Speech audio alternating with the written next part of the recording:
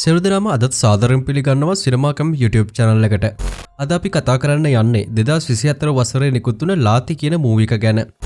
විශාල රංගනයෙන් දායක වන මේ මූවි එක මේ වෙනට IMDb දර්ශකය 6.5ක වගේ ඉහළ අගයක් ගන්න සමත් වෙලා තියෙනවා.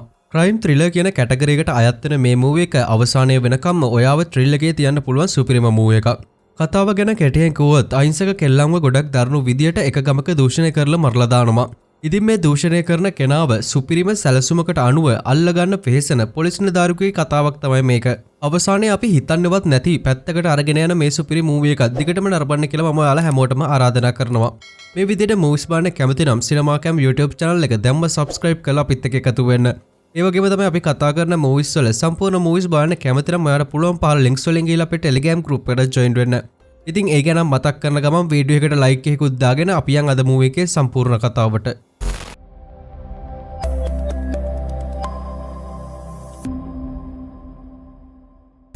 කතාව පටන් ගද්දිම අපිට පෙන්වන්නේ හදමින් පවතින බිල්ඩින් එකක ලොකු මැර කණ්ඩායමක් එක පුද්ගලයෙක් හොයන දර්ශනයක්. ඉතින් මෙයාලා මේ විදියට හොයන්නේ මේ විදියට මේ මැරෙන්ගෙන් බේරිලා එක තැනක තුවාලත් එක්ක ලොකු වේදනාවකින් එල්ලෙලා ඉන මේ පොලිස් නිලධාරියව. ඔන්න ඊට පස්සේ අපිට පෙන්නනවා අතීත කතාවක්. මේ ඉන්නේ මුරුගානන්දන් සහ එයාගේ බිරිඳයි පුතයි. මුරුගානන්දගේ බිරිඳ නම තමයි කවිතා. පුතාගේ නම තමයි රාසු. මුරුගානන්දන් කියන්නේ පොලිස් නිලධාරියෙක් වගේම මේ වෙනකොට වැඩ තහනමට ලක් වෙලා තමයි මේ මුරුගානන්දන් ඉන්නේ. මේ හේතුව නිසා මුරුගානන්දන් හැමදාම උදේට නැගිටලා ලෑස්ති වෙලා යනවා. එයාගේ ඉහළ නිලධාරීන්ව හම්බෙලා එයාගේ වැඩ තහනම් නියෝගය අයින් කරගන්න හිතාන. නමුත් ඉතින් මෙයා කොච්චර උත්සාහ කරත් මෙයාට මේ වැඩේ කරගන්න බැරි වෙනවා. කවිතා කියලා කියන්නේ රෝහලක වැඩ කරන නර්ස් කෙනෙක්. කවිතා මේ දවස්වල බලාගන්න ලෙඩාගේ හස්බන්ඩ් ඉහළ පොලිස් නිලධාරියෙක්. මේක දැනගන්න කවිතා මේ මිනිස්සයාගේ ෆොටෝ එකක් අරගන්නවා හොරෙන්ම. පස්සේ කවිතා වැඩ ඉවර වෙලා ගෙදර ගිහින් මුරුගන්ට එයා අරගත්ත ෆොටෝ එක පෙන්නනවා. ඔන්න මේ වෙලාවේදී තමයි මුරුගානන්ද මේ කවුද කියලා කියන්නේ. මුරුගන් කියන විදියට මේ ඔෆිස් එකේ නම තමයි රංගනාදන්. මෙයා ගොඩක් හොඳ පුද්ගලයෙක්. එක දවසක් මේ රංගනාදන් එක මැර කල්ලියක සමාජිකයෙක්ව උසාවියට අරන් යන ගමන් ඉද්දි මෙයාගේ මැර කල්ලිය අනිත් අය පොලිසියට පහර දීලා තියෙනවා. පොලිසියෙන් මේ අරන් යන සාක්ෂිකාරයව මරන්න හිතාගෙන තමයි මේ විදියට පහර දීලා තියෙන්නේ. ඉතින් මෙන්න මේ වෙලාවේදී තමයි මුරුගානන්ද මේ පහර දෙන මැරයින්ට පහර දීලා මෙතනට පොලිසිය අය රංගනාදන්ව සාක්ෂිකාරය මේ මැර කණ්ඩායමෙන් බේරලා උසාවියට ඉදිරිපත් කරලා තියෙන්නේ. ඉතින් මේ කතාව කවිතාට කිව්වට පස්සේ කවිතා මුරුගන්ට කියනවා එහෙනම් ඔයා කරපු ඒ උදව්ව නිසා මෙයා අනිවාර්යයෙන්ම ඔයාට උදව් කරයි කියලා. ඒක නිසා හම්බෙලා කතා කරන්න කියලා. ඒත් ඉතින් මුලදී නම් මුරුගන් මේකට කැමති වෙන්නේ නැහැ. ඒත් ඉතින් කවිතාගේ බල කිරීම හින්දා පස්සේ මුරුගන් මේකට කැමති වෙනවා වගේම එයා කවිතත් එක්කම යනවා රංගනාදන්ව හම්බ වෙන්න. මෙතනදී ඉක්මනින්ම මුරුගන්ව හඳුනා ගන්න රංගනාද මුරුගන් එක කතා කරනවා. එයා අහනවා මෙච්චර කාලයක් කොහෙද හිටියේ? ඇයි එයාගේ වැඩ තහනම් උනේ කියලා. එතකොට මුරුගන් එයාට මාස 6කට කලින් වුණු සිදුවීමක් කියනවා. එක දවසක් ඒ මුරුගන් පොලිස් ස්ටේෂන් එකේ ඩියුටි කරගෙන ඉන්නකොට එක ගැහණු ළමයෙක් ඇවිත් තියෙනවා. ඒ ගැහණු ළමයා කියනවා එයාට ආදරේ කියලා. එයාගේ පස්සෙන් එක කොල්ලෙක් එනවා කියලා. එයාට කැමති උඩේ නැත්තම් මේ ගැහණු ළමයාට ඇසිඩ් ගහනවා කියලා තර්ජනය කරා කියලා කියනවා. ඉතින් මේ පොලිස් නිලධාරියා මේ පැමිණිල්ලත් ලියා ගන්නවා. පස්සේ පහුවෙනිදා උදේම මුරුගන් මේ කියන කොල්ලගේ ගෙදරට ගිහින් එයාගේ දෙමව්පියන්ව හම්බෙලා මේ ගැන කියලා අවවාද කරලා තියෙනවා. ඊට පස්සේ එදා රෑ ආයේ මුරුගන් අර ගැහණු ළමයාට කෝල් කරලා කියනවා ආයි ඔයාට ඒ කොල්ලගෙන් කිසිම ප්‍රශ්නයක් ඇති වෙන්නේ නැහැ කියලා. මේ වෙලාවදීම මේ ගැහණු ළමයාට පිටිපස්සෙන් එන එක පුද්ගලයෙක් ඒ ගැහණු ළමයාට ගොඩක් දරුණු විදියට පහර දීලා එයාව බිම දානවා. ඔන්න ඉතින් ඊට පස්සේ ගොඩක්ම දරුණු විදියට පහර කාලා බිම වැටිලා පාරේ ඉන මේ ගැහණු ළමයාව හොස්පිටල් එකකට අරගෙන යනවා. ඉතින් මේ වෙලාවේදී මේ හොස්පිටල් එකේ ඇඩ්මිට් කරපු කෙල්ල ඉන කාමරේ ආරක්ෂා කරන්න ඉන්නෙත් මුරුගන්ම තමයි. මෙතනදී ડોක්ටර් කියන විස්තරේ මුරුගන්ට ඇහෙනවා. ඉතින් එයා කියන්නේ මේ විදියට ගැහණු ළමයාව ගොඩක් දරුණු විදියට දූෂණය කරලා එයාට කෑ ගහන්න බැරි වෙන්න වීදුරුවකින් කට කපලා තියෙනවා කියලා. ඉතින් මේකට සැකපිට අර කලින් කෙල්ලට කරදර කරා කිව්ව කොල්ලව අත්අඩංගුවට අරන් පොලිසියට ගේනවා. මේ කොල්ලගෙන් ඇත්ත දැනගන්න කියලා එයාට පහර දෙන්න මුරුගන්ට සිද්ධ වෙනවා. ඒත් ඉතින් මේ කොල්ල නම් මේ වැරද්ද කොහොමඩවත් පිළිගන්නේ නැහැ. ඉතින් දවස් කිහිපයකට පස්සේ අර දූෂණය වුණු ගැහණු ළමයාට සිහිය එනවා වගේම එයාට කතා කරන්න බැරි නිසා ඒ ගැහණු ළමයා සංජා භාෂාවෙන් එයාට ඒ සිද්ධ වුණ දේ කරේ කවුද කියලා කියනවා. ඉතින් නිවැරදි කාර්යයකට පහර දුන්න නිසා මුරුගන්ගේ වැඩ තහනකට ලක් වෙලා තියෙනවා. ඉතින් කෙල්ල කියපු විදියට අර මිනිස්සයා මේ කෙල්ලට පහර දීලා බිම දැම්මට පස්සේ කිහිප වතාවක්ම ගොඩක් දරුණු විදියට දූෂණය කරලා තියෙනවා වගේම එයා කෑ ගහන්න හදපුවාම වීදුරු බෝතලයක් බිදලා ඒකේ වීදුරුවකින් කෙල්ලගේ කට ඉරලා දාලා තියෙනවා. මේ කෙල්ල වැඩි දුරටත් කියනවා එයාව දූෂණය කරපු මිනිස්සයාගේ බෙල්ලේ මාළුවෙකුගේ ටැටූ එකක් තියෙනවා කියලා. බඩේ 100ක් උර හැඩේ කැපමුකුත් තියෙනවා කියලාත් කියනවා. ඉතින් නිවැරදි කරුවෙකුට පහර දුන්න නිසා මුරුගන්ගේ වැඩ තහනම් වෙලා තියෙනවා කියලා මේ කතාවේ රංගනාදන් කියනවා. තව මුරුග කියනවා තාමත් වැරදිකාරයව හොයාගෙන නැහැ කියලා. ඉතින් පස්සේ රංගනාද DIGට කවුල් කරලා එයා රංගනාදගේ යාළුවෙක් නිසා මුරුගන්ට ආපහු රස්සාව අරන් දෙන්න පුළුවන් වෙනවා. ඉතින් දැන් පෙන්වන්නේ සුරා කියන මැරයව. ඉතින් මෙයා එක මිනිස්සෙක්ට පැනලා යන්න හදද්දි එයාව මරලා දානවා. මුරුගන්ගේ කවිතගේ පුතා රාසුට එක ලෙඩක් තියෙනවා. ඒක තමයි ඉක්මනින් බය වෙන රෝගයක්. ඉතින් මෙන්න මේක නිසා ඉස්කෝලේදී දුන්නු පේපර් එකට බය වෙලා රාසුගේ ලෙඩේ වැඩි වෙනවා. ඉතින් මේ හේතුව නිසා පස්සේ මුරුගන් සහ කවිතා එකතු වෙලා රාසුගේ මේ අසනීප නැති කරලා දාන්න එයාට බය ගැන කියලා දෙනවා. ඊට පස්සේ අපිට පෙන්වන්නේ සුරාව. සුරා හදන්නේ එයාගේම එකම පුතා වෙල්ලෙයිව ඇමති කෙනෙකුගේ දුවෙකුට බන්දලා දෙන්න. මේක නිසා වෙල්ලෙයිට විරුද්ධව තියෙන ඔක්කොම නඩු ටික අයින් කරන්න මෙයා තීරණය කරනවා. ඉතින් මේ වෙලාවේදී සුරා අහනවා මම ඔයාට කරලා තියෙන වැඩ මොනවද කියලා. ඉතින් එතනදී සුරාගේ මිනිස්සු කියනවා වෙල්ලෙයි කරපු ගොඩක් මිනිබැනුම් සහ දූෂණ ගැන. ඉතින් මේක නිසා සුරා ඉක්මනින් මිනිසුන්ට කියනවා වෙල්ලෙයි වෙනුවට ඒ වැරදි වලට එයාට ගිහින් බාර වෙන්න කියලා. ඉතින් මේ සිදුවීම් අතරේ අපිට වෙල්ලෙයිව පෙන්නනවා. ඉතින් වෙල්ලෙයි හොඳටම බීලා වාහනේ ඩ්‍රයිව් කරන් එද්දී ගැහණු කෙනෙක් කාර් එකක හැප්පෙනවා. ඉතින් මේකට ඒ ගැහණු කෙනා වෙල්ලෙයිට හොඳටම බඩෙද්දී වෙල්ලෙයි ගිහින් ඒ ගැහණු කෙනාට කරදර කරන්න හැදුවත් එයා ඉක්මනට කාර් එකේ ජනේලෙට වහනවා. ඉතින් මේක නිසා වෙල්ලෙයි කරන්නේ එයාගේ කාර් එකේ උඩට ගොඩ වෙලා මේ වීදුරට චූ කරන එක. ඉතින් මෙන්න මේක නිසා ඒ ගැහණු කෙනා ඉක්මනට කාර් එකත් අරන් පිටත් වෙලා යනවා එයාගේ ගෙදරට. ඉතින් මේ ගැහණු කෙනා තමයි DIGගේ දුව. ඉතින් මේ විස්තරය දැනගන්න DIG ඉක්මනට දුව ඉන්න තැනට ඇවිත් පරීක්ෂා කරලා බලද්දී එතන තියෙන CCTV වලින් දැනගන්නවා මේ වැඩේ කරලා තියෙන්නේ වෙල්ලෙයි කියලා.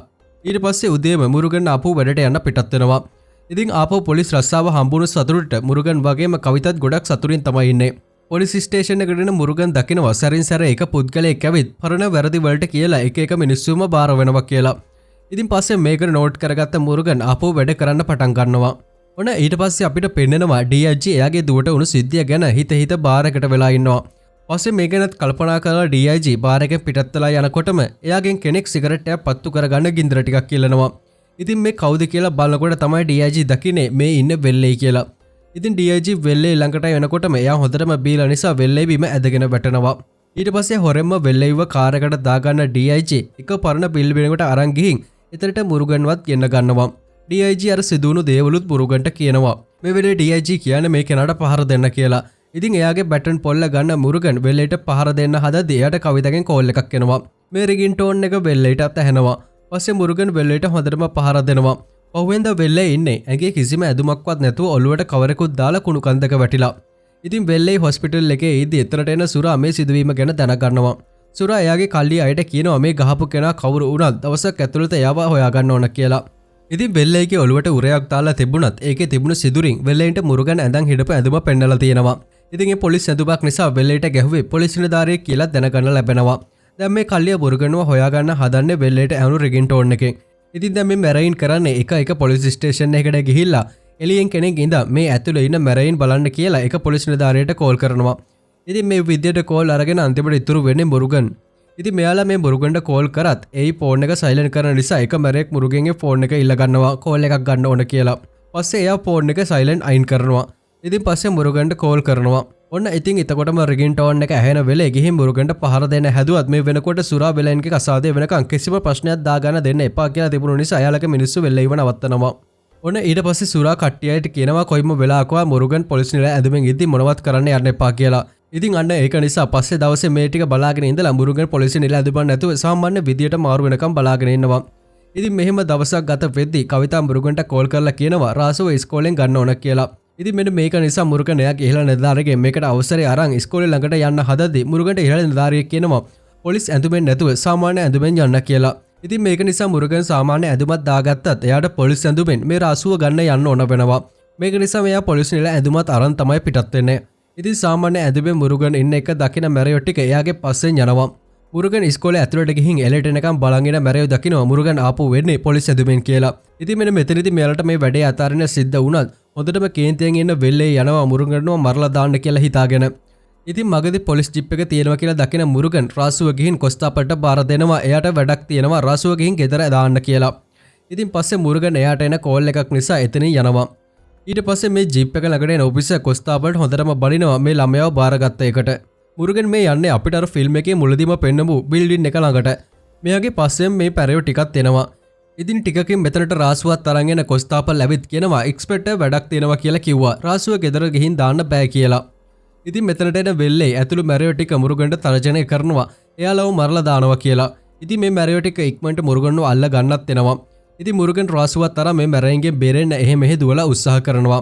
පස්සේ මේ බිල්ඩින් එකේ පිටිපස්සේ ගේට්ටුවෙන් පැන ගන්න හිතාන මුරුගන් රාසුවත් අරන් ආවා. මෙතනට සුරා තවත් මැරයෝ කණ්ඩායමක් අරගෙන එනවා. පස්සේ මේ මැරයින්ගෙන් බේරෙන මුරුගන් රාසුවත් අරන් කොන්ක්‍රීට් බැරල් එකක් ඇතුලේ හැංගෙනවා.